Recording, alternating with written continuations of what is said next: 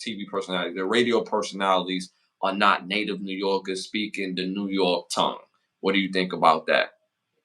I mean, I get that. Yeah, no. It's like, yo, y'all New Yorkers is wilding. This is why New York is finessing y'all.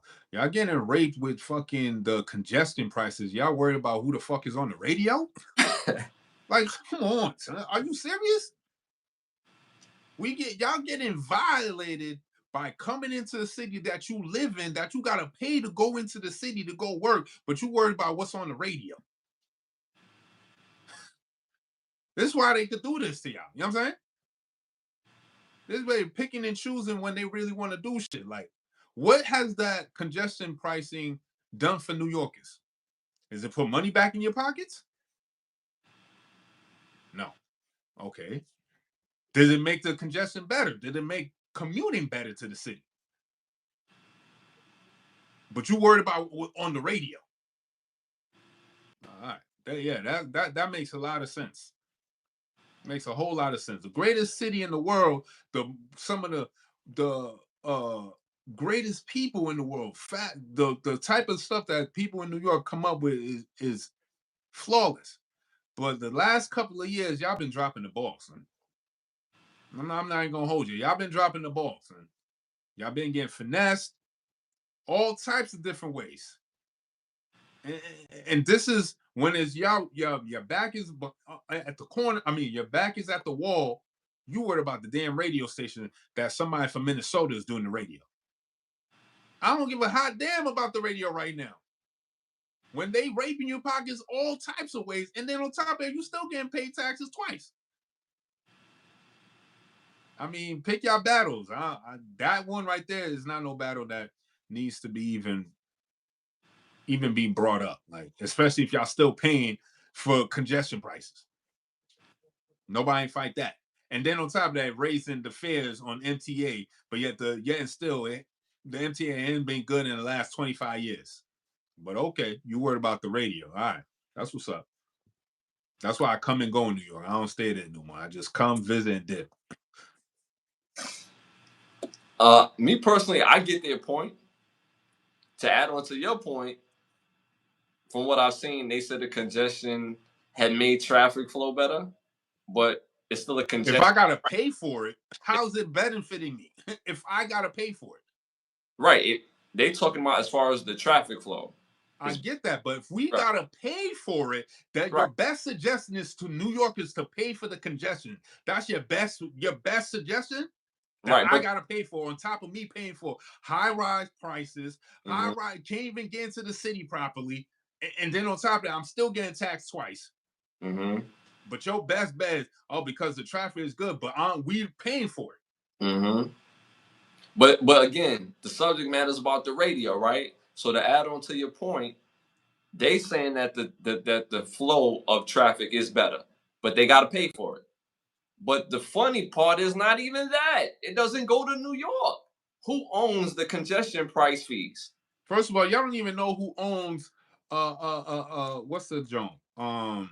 Easy Pass. Easy Pass is owned by another company, a foreign company. So y'all paying foreign company they bread, but you worried about niggas on the radio. Easy Pass ain't even owned by New York. Any company in New York. So you're not even paying a New York nigga. You paying some other nigga you don't even know about. But you worried about niggas on the radio. All right, that's what's up. But being in New York City, I lived in New York City for a long time. And New York City is the place of, I would say, I'm trying to figure the best word to say this, but it's really about a place of just, damn, I can't think of the word right now. It escapes me. But being that this is a subject, a topic, a matter, I get where they're coming from. You're talking about alluding to a much bigger problem, but they're talking about this and radio in itself. I could get that. Now, if they was to change some New Yorkers to the bigger problem, is it going to change the congestion prices? Right? That's what you alluded to. But no, it's not about the change in the congestion prices. It's the mere fact of how we were supposed to be. New York is supposed to be resilient. We're supposed to have this. We have all these adjectives describing how New Yorkers are, but yet and still we're getting finessed by our own people we hire to the point where they told you, oh, paying for congestion is gonna be the best option. That's the best y'all could come up with. Mm-hmm. For New York niggas to pay to not come to the city. Mm-hmm. That's the best you could come up with. But this again, is why y'all complain about niggas on the radio, because y'all don't got no more hope. The so best you could hope for is like, let me get somebody from New York on the radio. That's the best y'all could hope for. so again, to stay with the radio station and the stuff, I get it. I get the fact that people feel neglected because you go to any other city, any other place, the people that are on their radio stations are from the city. If you go to Atlanta, it's nothing but Atlanta people on the radio in Atlanta. So I get it. When you go to Cali, you get Cali energy. You go to Vegas, you get that Vegas energy. People are there from the city. Now, again, you alluded to a much bigger problem, but at the end of the day, I get their grievances because New York City haven't been ran by New York people in a long time.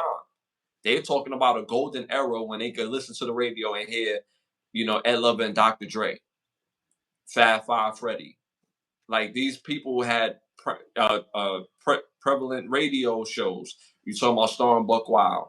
Like these people are from the tri-state area. So I get it. Y'all can't talk about niggas on the radio when you had how long has what you would call been on 105.1? I mean, Power 105.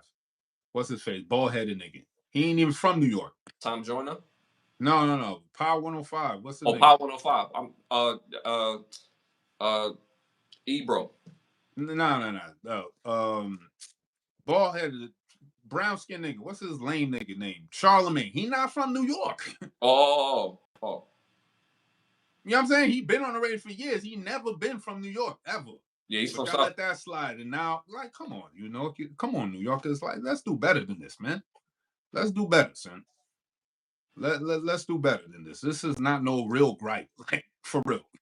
Come on, dog. Like, this cannot be no real, actual problem y'all really having that y'all really want to solve. Nah, it can't be. But it can't be. But let's keep it funky. Them bringing it up, is it going to change anything? Just like nothing else, they don't bring up nothing. It ain't gonna change nothing. So I don't even see the point of even talking about this. Like, y'all not doing nothing. Y'all can't change nothing. Y'all have no way of doing, having no way of actually changing shit. You know what I'm saying? There is no real way of changing shit in New York. It is what it is. And why do you think that is? Because I know why it is, but I wanna hear your take on it. I think just failed policies over the years. Just many people just picking it up and moving the can along and keeping the status quo, saying the same buffale. Well, when I get to office, I'm gonna do this, that, and the third. And when they get to office, they don't do none of that. And New Yorkers don't hold nobody to the flame. Like we don't hold none of these people to what they say they're gonna do. As soon as they don't do it, they'll be like, "Oh shit, all right, nothing's done." So I think it's just how New York has been over the years. Like, there ain't really been no real change, supreme change that everybody in New York actually feel and benefit from. Mm-hmm. They're going in on the chat. Yeah, like at the end of the day, again, I get it. If I'm listening to the radio and I'm from a particular area, just like any other area, I want to hear my people too. To my bro's point, there's a bigger, conversation that's needed for New Yorkers or what's needed in New York. I definitely get that as well. But for the topic in itself, I get it. I get it. If you want somebody, how y'all going to empower somebody? Because New York is the type of place where you could be really good at something, doesn't mean people going to support it. When you go to other places, the reason why the structure is the way that it is because people support it locally first. And then when they make their rise to the next level, they have a base that comes from the local, the people's champ. New York City no longer have people's champs because there's no real support. There's no real level of thing that you want somebody on the radio that you're going to empower this person from this podcast, this person from that club, this person from this particular entity that deals with music and deals with music and politics where they can propel themselves into the radio platform, into the radio space. That's why it won't be no change. So, New York, start supporting your people. Support these artists, support these DJs, support organizers that's putting things together. These are the people that become your people's champ that could get propelled to these positions, just like any other place. They do that in Miami. They do that in Atlanta. They do that in California. They do that in Vegas. Some of the biggest markets in the world. It's not hard at all. Pause. Ricky Smiley, yeah, Ricky Smiley had a crazy base for a while too. That's a fact. But Ricky Smiley, he's from like Mississippi or something. All right, y'all. Moving on to our next hot topic. Rest in peace, boxing legend George Foreman has passed away at 76.